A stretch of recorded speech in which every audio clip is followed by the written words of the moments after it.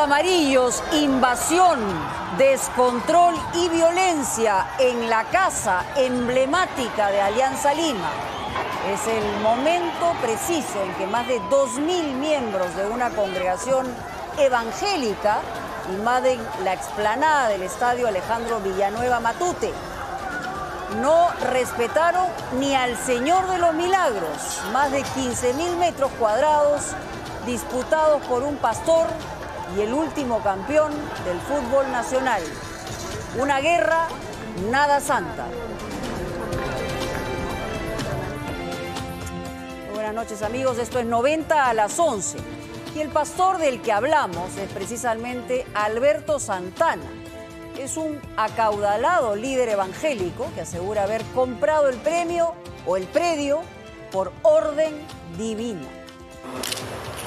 Un ángel me habla, se acerca y me dice: no te preocupes, no te entristezcas, el Estadio Alianza Lima se va a vender. Y Dios ha determinado que el Estadio Alianza Lima va a ser la casa de Dios. Con una melena grande. El líder del Aposento Alto, así se llama, aseguró haber adquirido el terreno en el 2016 y el año pasado había amenazado con invadir la explanada. No saben de política, porque no saben de política. Y de los enfrentamientos en Matute, nos vamos a los supuestos linchamientos en el Congreso. El fiscal Pedro Chávarri dijo ser víctima de una campaña mediática. Soy víctima de una serie de actos de linchamiento político y mediático.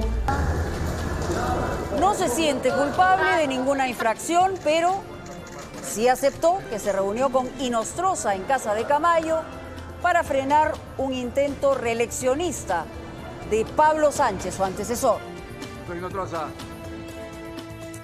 Bueno, pero parece que nada ha cambiado. A menos de un año de haber salido de la cárcel, hablamos del sicario Alexander Pérez, alias Gringacho. Está nuevamente al borde del encierro.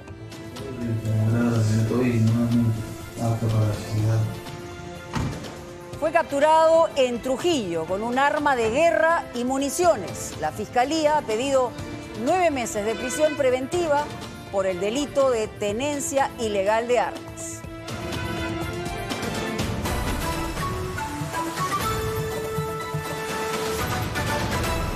Y comenzamos así con el desarrollo de toda la información.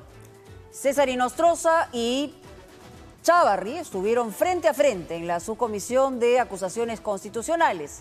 Los dos aceptaron haberse reunido en casa de Camayo. En varios momentos de sus respuestas, el suspendido juez Inostroza tuvo hasta actitudes arrogantes. Los hermanitos, el juez supremo y el fiscal de la nación, César Inostroza y Pedro Chávarri, se volvieron a ver las caras, pero esta vez en la subcomisión de acusaciones constitucionales. El fiscal de la nación llegó primero al Congreso para responder a la acusación hecha por Marco Arana sobre los 2 audios donde se le escucha coordinar junto a César Inostroza una reunión con periodistas previo a su juramentación del cargo. Él se defendió de esta manera. Soy víctima de una serie de actos de linchamiento político y mediático a partir del día siguiente en que se produjo mi juramentación como fiscal de la nación. Pedro Chávarri aseguró que la reunión fue idea de su amigo Inostroza y que aquel día conoció a Antonio Camayo. Y fue allí, durante el transcurso del mediodía hasta aproximadamente las 2 de la tarde, en que fueron llegando varias personas que me indicaron que eran de los medios, y yo pude en ese momento, por indicaciones del señor Camayo, dirigirme a ellos y manifestarles cuál era mi plan de trabajo. Por ello aseguró que no considera justos los cuestionamientos en su contra. En la fecha, para ciertos grupos, soy el hombre más cruel, el más vil de los magistrados, y por lo tanto no debo ocupar este cargo. Y esto no es justo, señor presidente. Tras la intervención del titular del Ministerio Público, César Inostroza llegó en calidad de testigo a la sala Bolognesi. Juramentó y relató que a dicha reunión llegó tarde y que por tanto no sabe quiénes estuvieron presentes. No era un apoyo publicitario, no lo he dicho en ningún momento. Que haga conocer a los medios su plan de gobierno y su trabajo. 1. Y 2, yo le he tomado la decisión a título personal. ¿Por qué? Porque el señor Camayo decía que tenía amigos en los medios de comunicación. Ahora, ¿qué medios son? ¿Quiénes son? Debe responder el señor Camayo.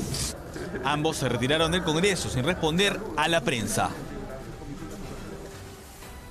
Bueno, ya estamos con Juan Carlos Portilla. El juez suspendido Inostroza organiza la reunión con periodistas, pero llega tarde y no ve a ninguno. Parece ser además que no le dio mayores resultados, es lo que han señalado.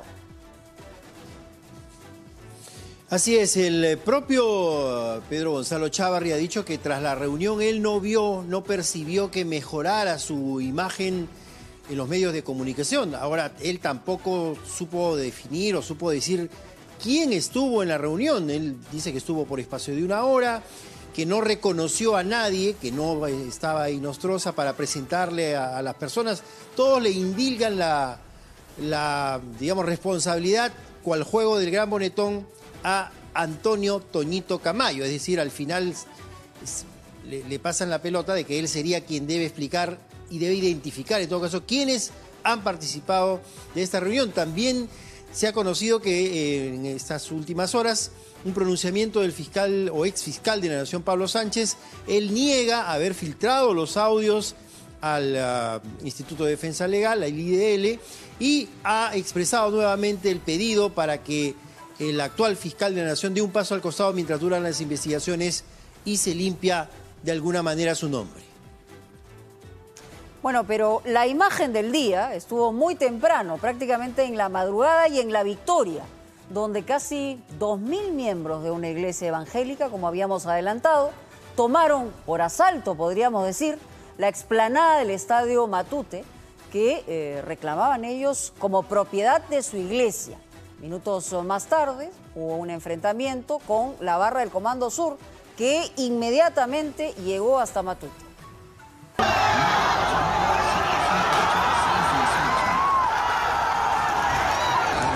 Intentaban contener a los barristas de Alianza Lima con planchas de madera, hasta que una bruma los hizo dispersarse. En ese momento se desató el enfrentamiento.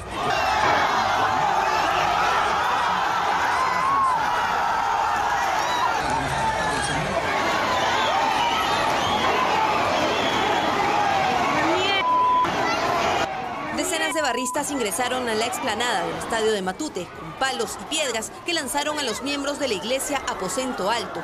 Pronto el conflicto se hizo de ida y vuelta.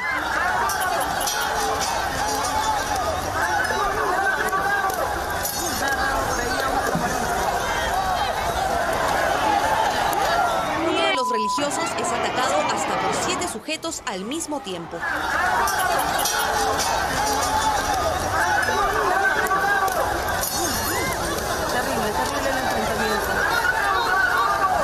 Los barristas no se salvaron y fueron también agredidos por el grupo evangélico. Terrible el enfrentamiento.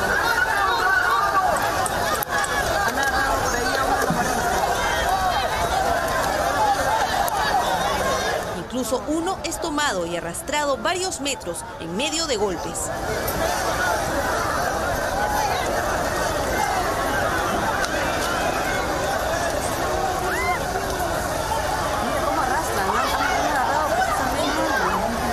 El caos duró algunos minutos hasta que la policía ingresó a la explanada de la discordia y controló la situación interviniendo a 4 personas.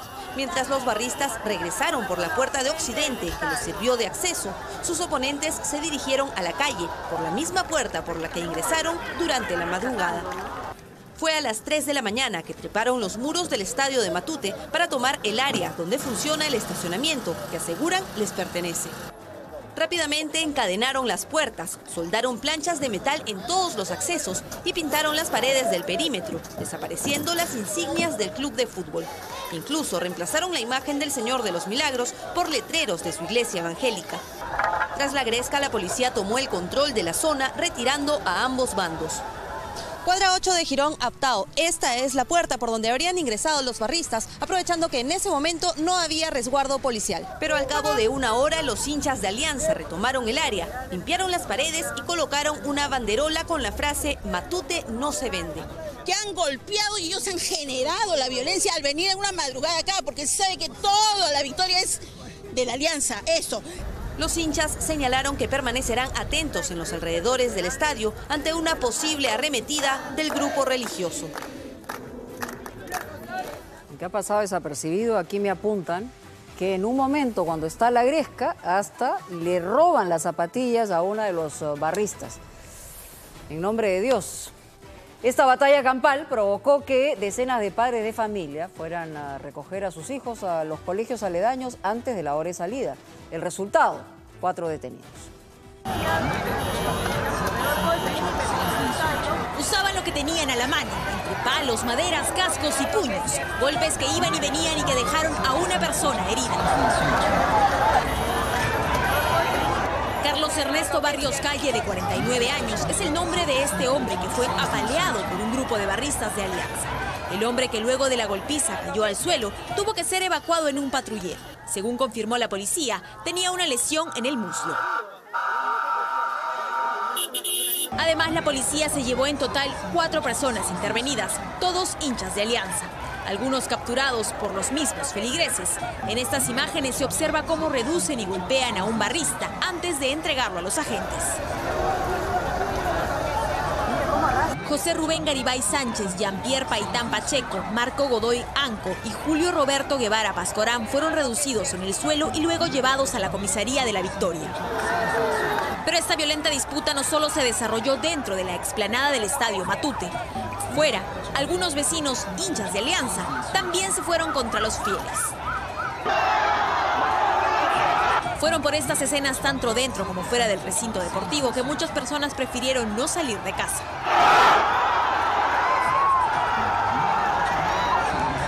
¿No han podido salir de su casa? Sí, es incómodo la situación.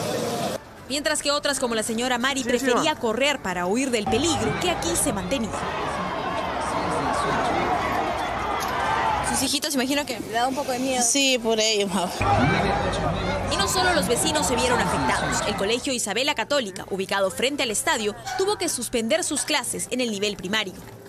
Sí, por teléfono me comunicaron, entonces ya yo vine. Dice que está un poco movida la calle, pues sí, entonces por eso la estoy sacando temprano. Que no hay clases, se va a suspender hasta mañana, por la seguridad de nuestros niños.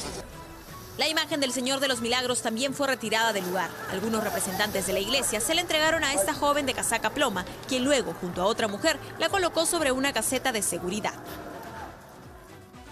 Bueno, afectaron hasta la imagen del Señor de los Milagros y eso tiene que ver con el poco respeto que han mostrado con la fe mayoritaria del país, que es la fe católica, ¿no? Y la invasión de este terreno respondería a las órdenes precisamente de este líder de la iglesia evangelista, el Aposento Alto. ¿De quién estamos hablando? Estamos hablando del pastor Alberto Santana, un acaudalado orador que cuenta entre sus propiedades 54 locales y 3 emisoras de radio. Bastante bien financiado.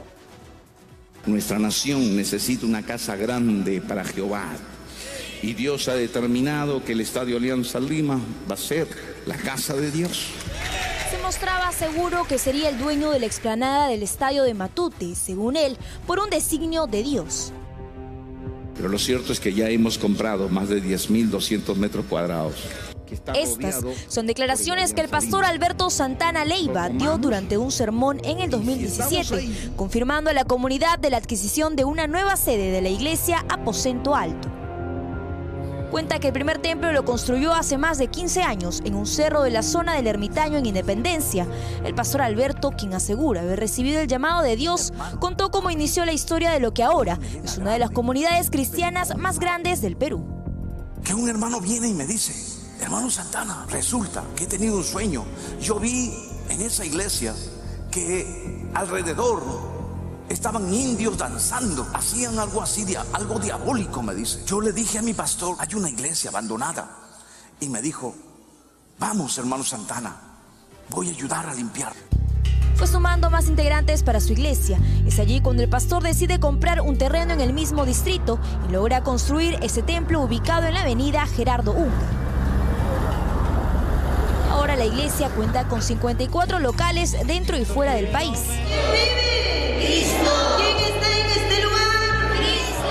Además, Santana tiene 3 emisoras radiales y hasta un programa de televisión. Amigo público que usted me está viendo. Pero las aspiraciones del pastor no solo son patrimoniales, sino también pensó en incursionar en la política por el partido Perú Nación Poderosa. Durante el 2017 visitó varias ciudades del país y adquirió en marzo un kit electoral para buscar su inscripción, de acuerdo con el registro de la Oficina Nacional de Procesos Electorales. Ahora el pastor Santana está en medio de la polémica tras estar detrás de la toma de la explanada del estadio de Matute, una decisión que jura tomó por un sueño divino. Yo he tenido un sueño y ahí es cuando un ángel me habla, se acerca y me dice: no te preocupes, no te entristezcas, el estadio Alianza Lima se va a vender. A lo largo de la historia, en nombre de Dios, se han hecho tantas barbaridades, pero en fin. Pero vamos a preguntarnos, ¿cuál es la situación legal de ese terreno que supera los 15.000 metros cuadrados y ha generado estos apetitos? Las partidas registrales de SUNARP dan cuenta de una serie de compraventas en las que aparecen varios nombres, entre ellos el del pastor Santana. 19.000 metros cuadrados en disputa. Esta es la explanada del estadio Alejandro Villanueva de Alianza Lima, que ha enfrentado a hinchas con adeptos de la iglesia cristiana Aposento Alto, que buscaron tomar la madrugada de lunes posesión de un espacio, aseguran, es suyo. Y ya somos propietarios inscritos en los registros públicos y en la municipalidad de La Victoria. Contamos con nuestro título. ¿Cuánto mide? Toda la parte de la explanada. ¿Cuánto compran este terreno? A sus propietarios. ¿A quién? A sus propietarios. ¿A quién, señor? Le voy a entregar los documentos por medio para que usted se ¿Pero a quién? Usted no. Según figura en esta documentación entregada por el asesor legal de la iglesia, se hicieron 4 compras. Una de ellas a la familia Mercado, otra a Transportes Gema Sat y 2 a la familia Sakicuray, a cuyos registros públicos accedimos comprobando las transacciones.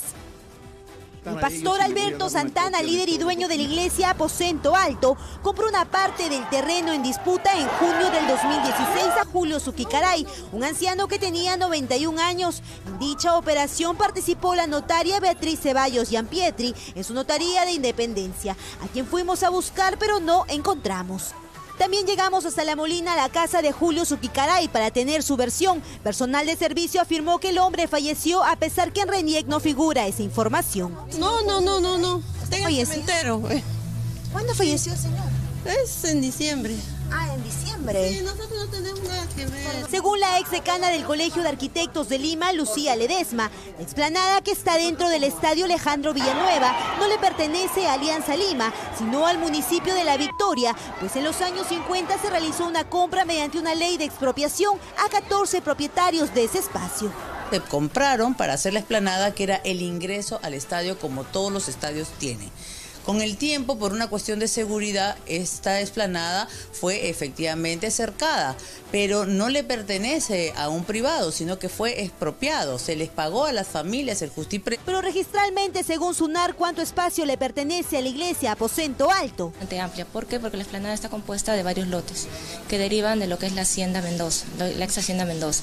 Son un promedio de 20 lotes que no tienen habilitación, son parcelaciones, de los cuales 5 de ellos de forma dispersa, 3 juntos y uno y que otro separado, son titularidad de la Iglesia Evangélica del Aposento Alto.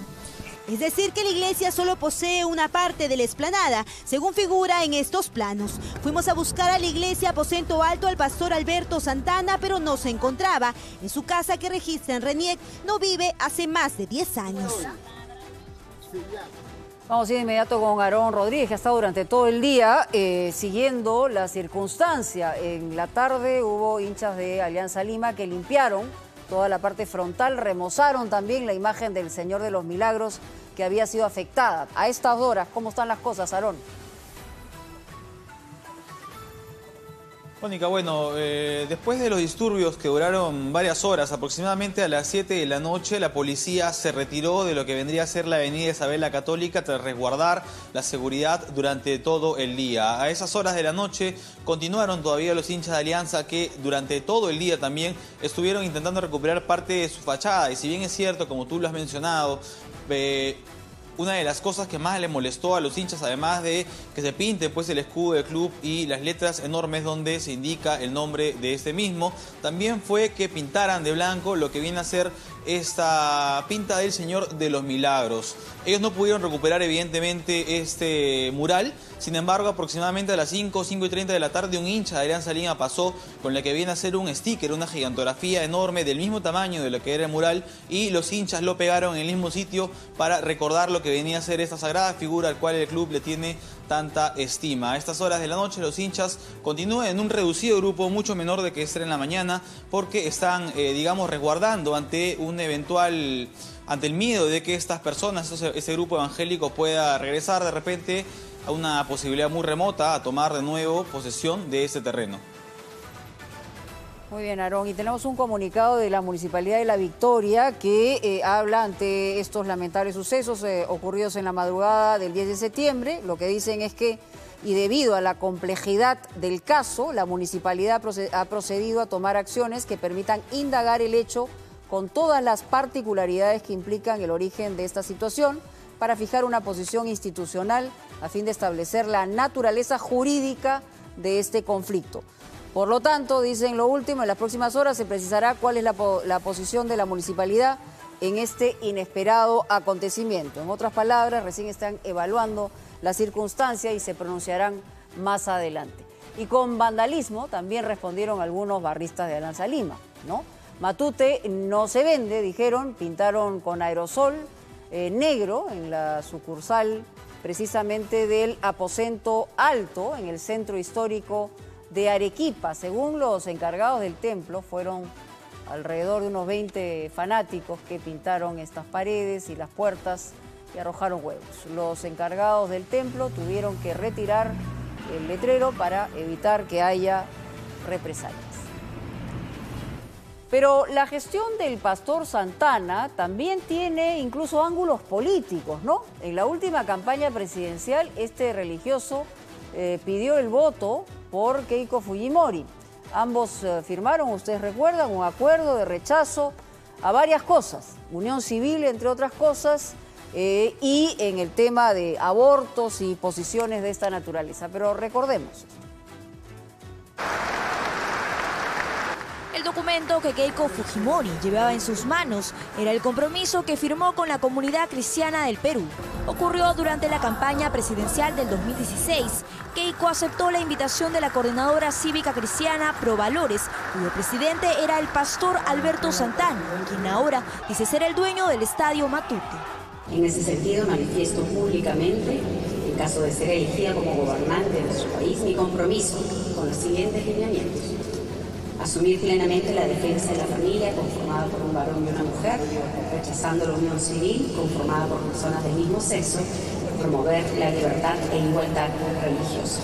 Con un fuerte apretón de manos, Keiko Fujimori y Santana sellan el acuerdo para rechazar temas como la unión civil en un evento multitudinario junto a las masas evangélicas.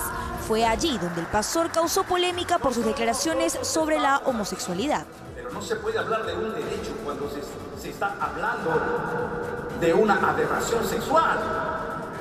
¿Cómo se va a hablar de derecho cuando estamos hablando, según las Sagradas Escrituras, lo conoce el homosexualismo como un vicio sexual contra naturaleza?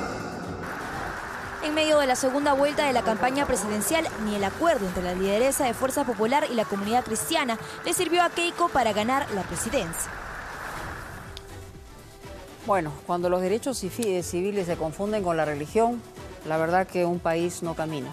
Justamente la ex candidata presidencial asistió hoy al Congreso y respondió por presuntos vínculos del fujimorismo y los llamados cuellos blancos del puerto. Keiko Fujimori negó que su partido esté tramando o esté buscando la vacancia de Martín Vizcarra. Pero con referencia a la vacancia, quiero señalar claramente que nadie ha hablado de esa posibilidad. Yo la descarto. Así descartó Keiko Fujimori un supuesto intento de vacancia al presidente Martín Vizcarra, horas después de que el exmandatario Pedro Pablo Kuczynski lo advirtiera en su cuenta de Twitter. La mayoría parlamentaria y sus aliados buscan una segunda vacancia. ¡Basta! Primero, creo que esta es una estrategia de distracción. por parte del expresidente Kuczynski. En segundo lugar, hay que hacer la precisión. Él no fue vacado. Él renunció por evidencias de actos de corrupción. Además, le invocó a contestar. ¿Por qué se contrató al señor Cavazza? Y los responsables de la campaña del señor Kuczynski, el responsable de la campaña y de los personeros, tienen que contestar. Y agregó. Sobre el señor Cavazza, yo no lo conozco. Siempre guardando distancia de la prensa y en medio de fuertes medidas de seguridad, la lideresa de Fuerza Popular se presentó ante la Subcomisión de Acusaciones Constitucionales del Congreso de la República que investiga la relación entre el fujimorista Héctor Becerril y el ex juez supremo César Inostroza, develada en los CNM audios. El partido político, ni quien habla, le ha dado instrucciones al congresista Héctor Becerril. Eso es sobre supuestas reuniones. En sesión reservada, la señora Keiko Fujimori rechazó vínculos con los cuellos blancos del puerto. Ya en conferencia de prensa dijo que entiende el grado de desconfianza de la población frente a las presuntas reuniones con César Inostroza. Sin embargo, está tranquila porque la verdad, según dijo, saldrá a la luz. Pero bueno, parte de lo que ha dicho Keiko Fujimori tiene que ver precisamente con esta crítica al partido de gobierno. Fuerza Popular lo que ha señalado, ha cuestionado a los Pepe Causa por contratar a José Cavazza para asesorarlos en las elecciones del 2016. Mercedes Araoz y Gilbert Violeta admitieron que fue un error político. Un nuevo choque de poderes entre el Ejecutivo y el Congreso. José Luis Cavazza Roncaya, un operador montesinista acusado de falsificar firmas a favor del partido de Alberto Fujimori en el año 2000, acusado también de irregularidades en la OMPE y de ser el testaferro del exgobernador de Ancash, César Álvarez, fue contratado por el partido de Pedro Pablo Kuczynski en las elecciones del 2016 que lo llevaron a la presidencia. Esto lo reveló el mismo Cavazza y devino rápidamente en un nuevo enfrentamiento entre Fuerza Popular y Peruanos por el Cambio. Luis Galarreta los llamó los cuellos blancos de Choquehuanca, en referencia a los procesados por corrupción y a la calle donde vive el expresidente PPK. Los cuellos blancos de Choquehuanca te dice que hay un expresidente corrupto que se fue por plata de Odebrecht y había un grupo que ha estado alrededor de él y nadie ha dicho nada. O sea, cuando uno dice una acusación de esa naturaleza tiene por lo menos tener pruebas. Yo he sido bien cuidadosa con ellos. Yo jamás los acuso de corrupción porque yo no tengo cómo probarlo. Pero eso sí me parece una infamia. La vicepresidenta Mercedes Araoz estaba indignada y marcó distancia de Cavazza. A ver, yo no lo he contratado para empezar, ¿ya? Yo desconocía de ese contrato y yo lo he conversado con el señor presidente y ninguno de los dos sabíamos de eso. Pregúntese al señor Portocarrero y al señor Gilbert Violeta, que eran las personas que estaban a mi lado. Entonces, el vocero de Peruanos por el Cambio, Gilbert Violeta, dijo también que ignoraba la contratación, que nunca se encargó de los pagos y denunció un intento de vacancia. No nos van a engañar, no nos van a venir acá a nosotros a contar cuentos chinos. Aquí lo cierto es que el fujimorismo quiere la segunda vacancia presidencial y para eso quiere utilizar una estrategia que invalide a los dos, en este caso al presidente actual y a su vicepresidenta. Nosotros como partido político no nos vamos a prestar ni nos vamos a milanar, señores de Fuerza Popular. Violeta explicó que Cavazza fue contratado 3 veces por el personero legal de su partido, Carlos Portocarrero, como parte de una estrategia de campaña. Cuando uno está en una campaña política, cuando tú tienes un sistema como un software en el que tienes que defender tu voto, ¿a quién contratas? ¿A un hacker o a un cracker? Tú contratas a aquella persona que puede hacer daño a tu sistema, en este caso nuestro sistema. Galarreta insinuó un fraude electoral. Si sabe comprar parlamentarios, bueno, puede ser que haya comprado votos. Ahora se puede decir que ha habido un error. Yo en ese momento no sabía que el señor Cavazza había sido contratado. La guerra está declarada. Incluso Gilbert Violeta le recomendó al presidente Vizcarra que no vuelva a dialogar con Keiko Fujimori. Bueno, Cavazza fue un operador en la época de Alberto Fujimori. Recuerdan ustedes de Portillo Campbell, que terminó preso precisamente por todo lo que ocurrió en la OMPE. En fin, fue un error pues de los Pepe Causas. Y una policía denunció que un juez, nada menos que el actual presidente de la Corte Superior de Lima Este, a quien anoche entrevistamos, le exigió $15.000 para coimearlo, para beneficiarlo en un proceso que nunca ocurrió porque el policía está en la cárcel.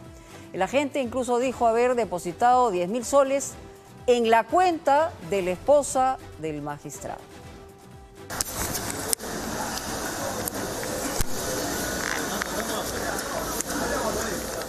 Yo le expliqué, no, doctor, ¿cuánto me va a costar esto? En un primer momento me dijo $15.000. Ya, porque él tenía que contactarse con un abogado, una abogada para que vean el tema. Te va a costar $15.000, doctor, demasiado. Él es Roger del Águila Mendoza, 37 años, policía, preso en el penal de Juanjuy por un delito que dice nunca cometió. Él denuncia que el funcionario que le pidió $15.000 a cambio de librarlo de la cárcel es nada menos que el presidente de una corte superior de Lima. Quedamos en $12.000, las cuales tendría que ser entregado en tres armadas, ¿no? 4.000 yo, o sea, la primera, 4.000 de intermedio y 4.000 cuando ya salgo supuestamente al sur.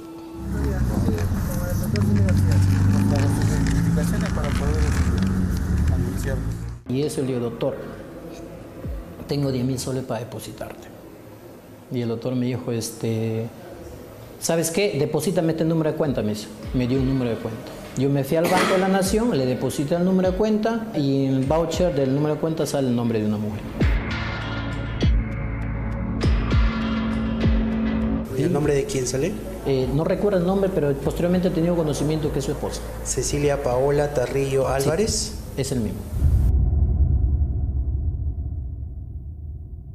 Cecilia Paola Tarrillo Álvarez. Así está en el voucher. Cecilia Paola Tarrillo Álvarez, la persona a la que Roger del Águila depositó 10.000 nuevos soles, es nada más y nada menos que la esposa del presidente de la Corte Superior de Lima Este, Jimmy García Ruiz. La casación fue admitida en la Corte Suprema. Sin embargo, una abogada que Roger del Águila dice nunca contrató, pero que Jimmy García convocó, no se llegó a presentar en la audiencia y esta casación fue declarada infundada. Yo hasta ahí no lo conocía al abogado. No sabía ni quién era. Solamente me decía, estoy coordinando con la abogada, que ya va a salir, que ya va a salir. La abogada amiga de Jimmy García es Melba Sonia Aguilar Farfán. Pero la doctora Melba Sonia Aguilar Farfán vino a decir expresamente que el dinero depositado en la cuenta de la esposa de Jimmy García era para ella. ¿Cómo le hizo el pago? Le depositó a la esposa del doctor Jimmy García porque yo no me encontraba. ¿Y usted no tiene cuenta? No, yo tenía mi cuenta, pero ellos no sabían mi cuenta de ahorros. Nunca depositaron. ¿Un voucher por 10.000 soles? No, eso es mentira. Eso es mentira. Es falso. No hay ningún voucher de 10.000 soles. ¿Segura? Estoy segurísima. Porque me lo ha dicho él, señor. ¿Le muestro el voucher? ¿Cómo? ¿Le muestro el voucher? Demuéstremelo. No, ese dinero no me lo han dado. 1000 veces hubiera venido a preferir a pagar mi condena de 6 años y todo ese dinero le hubiera dado a mi familia. Su esposa y su familia están afuera y piden justicia. Bueno, anoche en Punto Final le dimos la oportunidad al juez Jimmy García para que responda a estas acusaciones, esta investigación de Roberto Ramírez, y así lo hizo. Es totalmente falso que yo haya concertado con este señor honorarios profesionales y por los montos. No, eso se llama coima, señor. No se llama honorarios profesionales. Ya, bueno, coima se llama. Cuando a uno le pagan para mirar hacia un lado y no para otro, se llama coima. Claro. Tiene toda la razón usted, pero yo nunca concerté eso con ese señor. Pero es su palabra contra la de él. En segundo lugar, yo...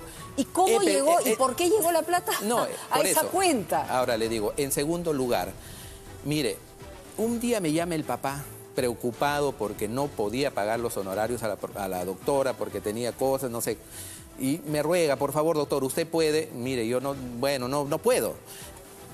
A tanta insistencia, tanto ruego, deposita, y como yo manejaba la cuenta de mi esposa... ¿Usted le dice al papá que le diga que deposite en la cuenta de su esposa que eran los honorarios de la abogada? Así es. Pero, entonces, oiga, escúchame, señor juez, usted bien cándido, por lo menos, ¿no? No cándido, sino personas humildes. Estaba haciendo aparentemente una obra social para una persona. Pero ¿por qué no le dijo que lo deposite en la cuenta de la abogada? Ahora, además, la abogada ni siquiera reconoce 10.000 soles, sino reconoce 5.000. A eso iba, a eso también iba. Es la segunda falacia que existe. ¿Cuál es la primera? Porque hasta ahora no me da usted la falacia. El tema de que se ha concertado con ese señor. No sé si coima, honorario. Pero lo otro de es de 5.000 soles que yo mañana estamos pidiendo con mi esposa la relación en el banco de los depósitos que se han hecho. ¿Se convenció o no se convenció? Bueno, luego de la denuncia, precisamente anoche de Punto Final, la Fiscalía abrió una investigación preliminar contra este juez superior Jimmy García Ruiz. Y lo hizo a través de un comunicado que ahí vemos del Ministerio Público, que anunció una pesquisa de oficio contra este magistrado. La oficina encargada será la Fiscalía Suprema Transitoria especializada en delitos de funcionarios. Inmediatamente después el Poder Judicial también se ha enfocado en esta seria denuncia por corrupción. La ONMA ha anunciado una investigación disciplinaria contra este juez, Jimmy García, y lo ha visitado esta tarde en su despacho. A ver si ahí responde mejor que a nosotros anoche.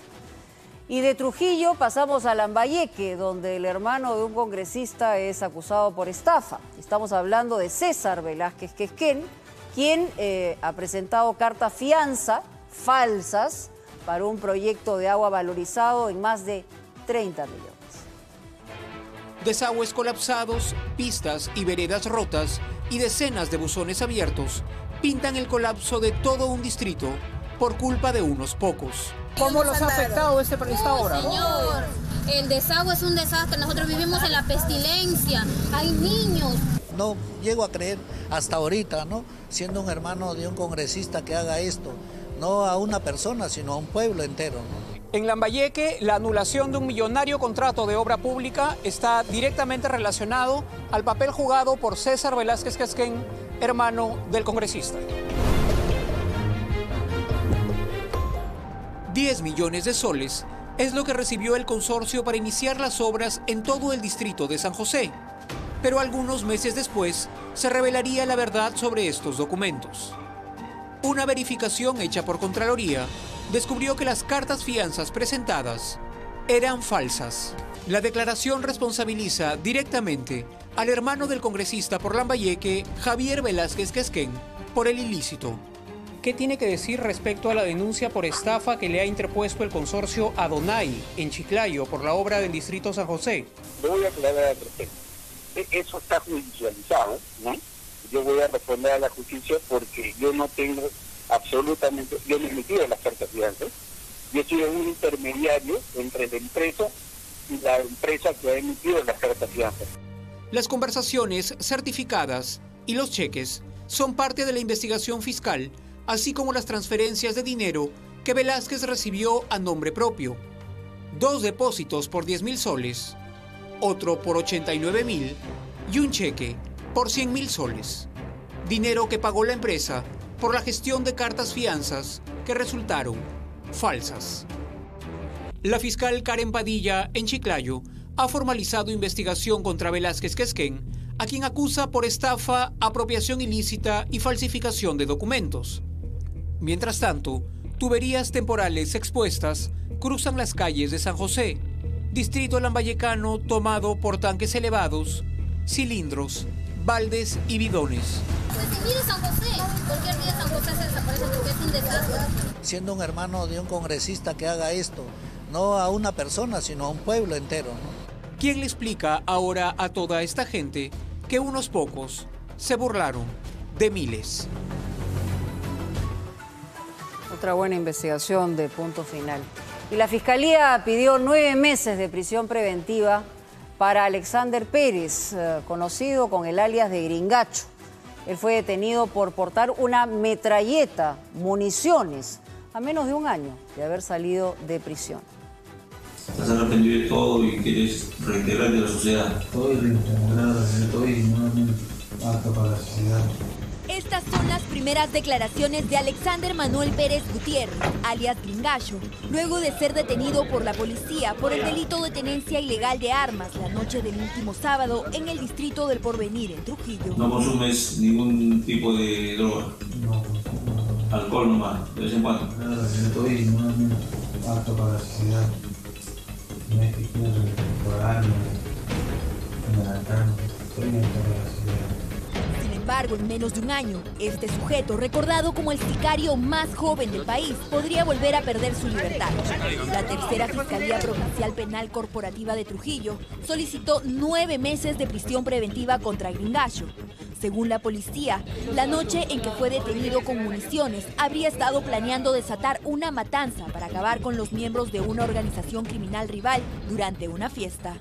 Bajo extremas medidas de seguridad, fue trasladado del complejo policial Alcides Vigo Hurtado, donde permanecía detenido, a la carceleta del Poder Judicial, pues ya tiene antecedentes de fuga de los centros juveniles Exfloresta y Maranguita. Según el jefe de investigación criminal, Gringallo negó los cargos que se le imputan. Incluso no reconoce tanto la caserina ni el arma que haya arrojado.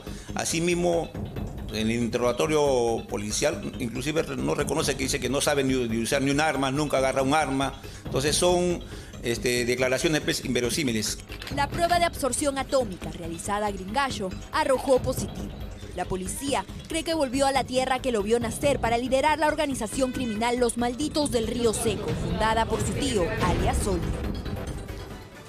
De reformas, absolutamente nada, no lo hemos rehabilitado. Y vamos a ir a la ruta electoral, llevamos a la cancha a uno de los candidatos, Renzo Reyardo, y recorrió Lima. Él explica que centra sus planes en la ampliación de la ruta del Metropolitano. Y aquí con el candidato Renzo Reyardo vamos a recorrer esta zona para que nos pueda dar sus propuestas, su plan de campaña, su plan electoral. En la ruta por Lima, Latina acompañó al candidato de Perú Patria Segura, Renzo Reyardo, hasta la estación Naranjal del Metropolitano para conocer los principales problemas de los usuarios respecto a este servicio. ¿Cuántos buses más podrían colocar aquí en las vías del Metropolitano y hasta dónde se extendería? Mira, según la información preliminar con la que contamos, hay alrededor de 500 buses entre las vías principales y las alimentadoras. Que no se dan abasto. Que no se dan abasto, y lo estamos viendo porque la cantidad de unidades que vienen constantemente, y acabamos de ver una que está apareciendo, están repletas de personas. Entonces, evidentemente, esto hay que aumentarlo, pero lo primero que tenemos que ver es los contratos para ver cómo se está brindando el servicio. Aquí en Lima Norte también hay una propuesta de teleféricos. Miren ustedes, aquí hay cerros alrededor. Estamos en Independencia. Bueno, ¿cuál es la propuesta de los teleféricos? Nosotros tenemos un plan de aproximadamente, inicialmente 10 teleféricos. Estamos trabajando con organismos multilaterales, una serie de financiamientos para que esto se pueda concretar. Plan para poner teleféricos en Independencia, sin ninguna duda. Hay para poner teleféricos a la altura de Comas, en la zona norte de nuestra ciudad capital, también en Villa María del Triunfo, en varios de los distritos que necesitan unirse y conectarse a los servicios de transporte masivo. Pero el caos en la estación del Metropolitano no es el único problema que aqueja a los limeños, que el candidato nos expone sus propuestas. ¿Cuál es la propuesta respecto a las combis? Porque vemos muchas que son informales. Vamos a tratar de reducirlo considerablemente porque, reitero, es demasiada oferta para una demanda que no requiere de tantas unidades, y lo que tenemos que hacer es mejorar los servicios formales. Se han registrado ya decenas de denuncias con respecto a los colectiveros que transitan por esta zona de Lima Norte. ¿Cuál es la propuesta? No tienen ningún tipo de licencia ni autorización, ni son supervisados por la autoridad metropolitana. Eso es algo en lo que tenemos que trabajar para no solamente formalizarlo, sino erradicar a aquellos que no cumplan con lo mínimo necesario que la autoridad tiene que establecer. Y también por eso es el aporte nuestro en relación a esta gran central de monitoreo que va a permitir controlar todos estos servicios que hoy se dan de forma deficiente y de forma no adecuada. Esté atento porque la ruta por Lima acompañará a más candidatos para que en estas elecciones usted ejerza un voto informado. Bueno, vamos a ir a Brasil. Ahí el candidato Jair Bolsonaro subió en las encuestas luego de haber sido atacado con un cuchillo en un mitin. Son millones quienes aseguran que van a votar por Bolsonaro. La verdad que da miedo. La última encuesta le da 30% de preferencia de ese electorado. Bolsonaro será sometido a una cirugía para reconstruir su tracto intestinal. Mientras decenas de personas hacen vigilia en los exteriores del hospital, hay quienes lo acusan de disimular o simular el ataque para ganar votos. Estamos con Rolando Escaró y, en fin, a ver, cuéntanos estas teorías. Eso no es. Sin duda, el ataque a Jair Bolsonaro ha cambiado por completo el panorama electoral en Brasil. Sus detractores, que son miles, denuncian que todo fue un fraude para ganar votos. Incluso revelan que el supuesto agresor utilizó un cuchillo de utilería, que Bolsonaro no tenía huellas de sangre al momento del ataque, que llegó caminando al hospital, o incluso han mostrado fotos de los médicos que lo están operando que no utilizan guantes quirúrgicos. Los más avesados dicen que además de querer ganar votos, Bolsonaro con este ataque se libró del debate presidencial que fue ayer, que justamente se centró en la violencia de la que él ha sido víctima. Verdad o no, el ataque le ha servido a Bolsonaro para convencer a los indecisos y ya se ubica en un cómodo primer lugar en las elecciones, una campaña que por lo demás es sumamente atípica. En fin, vamos a ir a Yola Polastri, que hoy apareció vital, llena de energía y con sus muñecas. A una semana de haber sido sometida a una complicadísima cirugía por un aneurisma, algo grave, la querida animadora infantil brindó una conferencia de prensa en la que agradeció el cariño del público, por supuesto, y el trabajo de su médico, especialmente. Yola no pudo evitar en una circunstancia como esta quebrarse por la emoción de haber superado su complicación de salud.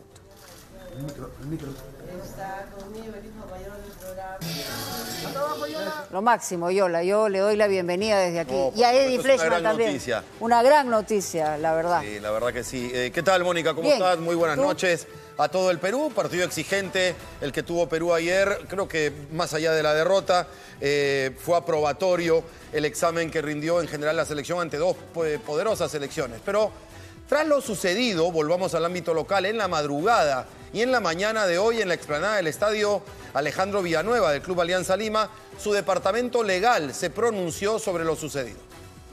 Ay, el otro se ha cogido la planifica y bala. La única puerta, el único acceso que existe. Se sintieron tocados e invadidos. Obviamente personas que esperaban son miembros de la iglesia que están siendo barristas que han ingresado por la zona del estadio, solamente por la tribuna de Occidente. Tras la toma momentánea de Matute por el grupo evangélico El Aposento Alto, los representantes de Alianza Lima dieron a conocer de inmediato la posición del club frente a tan engorrosa situación. Es una usurpación agravada de acuerdo a ley.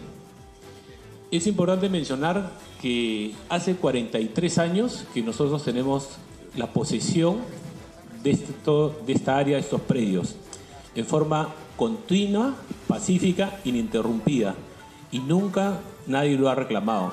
Más allá de los evidentes actos de violencia producidos en la recuperación del recinto victoriano, desde Alianza Lima invitan a la cordura. Exhorto a las autoridades que procedan de acuerdo a ley, tanto al Ministerio Público, a la Policía, y exhortamos a la contraparte que no incite estas acciones de violencia, porque son los únicos responsables. Tras la presencia de la policía y de los hinchas dentro y fuera del estadio, las cosas de momento parecen estar bajo control. Hasta el día lunes a las 5:40 el partido del día domingo se juega. No corre ningún peligro hasta el momento. Esperemos que estos hechos desafortunados, que a todos nos sorprendieron, que estamos en total desacuerdo con lo sucedido en la madrugada, no manchen el campeonato, ¿no? Y que el campeonato continúe. Muy bien, un tema que se tiene que resolver en tribunales, en registros públicos, en notarías, en fin, y que tiene que ser ajeno a lo deportivo. Jefferson Farfán, a propósito de la presencia de Perú en Alemania, se reencontró con dos ex compañeros suyos del Schalke 04, Manuel Neuer, uno de los mejores arqueros de la historia, y Julian Draxler, jugador del Paris Saint-Germain. Con ambos estuvo Farfán. Palmada en la cabeza a un campeón del mundo y también a una de las estrellas del PSG. Con total frescura y normalidad, así fue el reencuentro de Jefferson Farfán con Manuel Neuer y Julian Draxler, sus ex compañeros en el Schalke 04. El primero con el que se cruzó fue con Draxler, un abrazo efusivo, sonrisas, un cruce de palabras en alemán y su palmada. Fue el anticipo de lo que sucedería después. El volante esperó a Jeffrey al final del partido, incluso mientras atendía a la prensa. Guadalupe. El objetivo, conseguir la camiseta del peruano, cosa que logró e inmortalizó en sus redes con la frase "Genial verte, mi hermano". Con Neuer, el encuentro también fue efusivo. Las palmadas vinieron de ambos lados y las sonrisas no pararon. Ya fuera de la cancha, también se encontraron con Carlos Zambrano y el momento lo guardó el alemán en su cuenta de Instagram con el mensaje: juego duro contra ustedes, chicos. Y hablemos ahora de Renato Tapia, que no fue convocado porque tenía poca continuidad en el Feyenoord de Rotterdam, pero en una práctica intentando llenar los ojos de su técnico, hizo un buen gol Renato Tapia, luego una serie de gambetas y picándole la pelota por encima al arquero. Esto, por supuesto, fue en una práctica y así lo celebraron. Anda de buen humor, anda recuperándose porque Tapia después del Mundial tuvo muy poca continuidad y había terminado lesionado la Copa del Mundo. Por otro lado, y hablando más de futbolistas en el extranjero, Luis Abrán, que estuvo sí en esta gira por Europa, ha confirmado su gran arranque en la Liga Argentina. Luego de 4 fechas fue considerado el mejor defensa del mes de agosto con el 44% de los votos de los aficionados en Argentina. Abrán, que marcó un gol y que ha sido determinante en la solidez defensiva de Vélez, destacó durante todo el mes. Y Diego Armando Maradona, que ha terminado como técnico de los Dorados de Sinaloa, también pudo ser técnico de selección. Curiosamente, Maduro y Evo Morales le ofrecieron las selecciones de Venezuela y Bolivia respectivamente. La entrega oficial del 10 de Diego Armando Maradona. Recibió la camiseta de los Dorados de Sinaloa y ya comenzó a dar que hablar desde su primera conferencia. Diego Armando Maradona fue presentado oficialmente como director técnico del equipo del ascenso mexicano y no pudo evitar hablar de sus amigos Evo Morales y Nicolás Maduro. Estuve hablando con Evo, me ofreció la selección boliviana. Estuve hablando con Maduro, me ofreció la selección venezolana. Maradona habló de su tormentoso pasado y de las duras experiencias que asegura le permitirán llevar a los Dorados a Primera División. Quiero darle a Dorados lo que me perdí cuando yo estaba enfermo. Antes de despedirse y fiel a su estilo, Maradona le envió un mensaje a todos sus detractores. ¿Cuánta gente hay acá que hace peores cosas que nosotros y no salen en ningún diario? Este sábado será el primer partido de Maradona como director técnico de los Dorados de Sinaloa y desde ya se habla de un lleno total en el estadio. Lo gracioso es que a Maradona le ofrecen las selecciones los presidentes de los países, no los presidentes de federaciones. Eso no va con él. Nos vamos a la pausa y en segundos hablamos de Carlos Zambrano, que estando presente en Alemania conversó con Latina sobre el diálogo que sostuvo con miembros del comando técnico. Tras la pausa volvemos.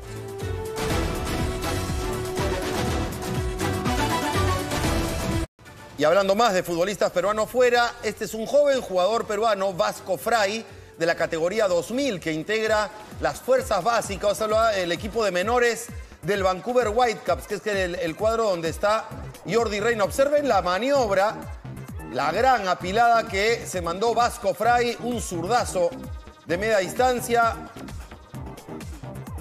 que ha sido noticia allá en Norteamérica y que aquí lo tenemos a través de Latina Deportes, un remate de zurda estupendo. Esperemos que siga creciendo en el fútbol del Vancouver Whitecaps, Vasco Fray. Nos vamos a la pausa y retornamos en 90 Noches. Y 4 días para la Teletón. Así es, con mucha ilusión, con mucha responsabilidad y esperando que todos se sumen a esa campaña. Muy bien, nos falta mucho, nos faltas tú, pero también nos falta tiempo porque tenemos que irnos hasta mañana. Chao, bonita. Hasta mañana. Chao, chao.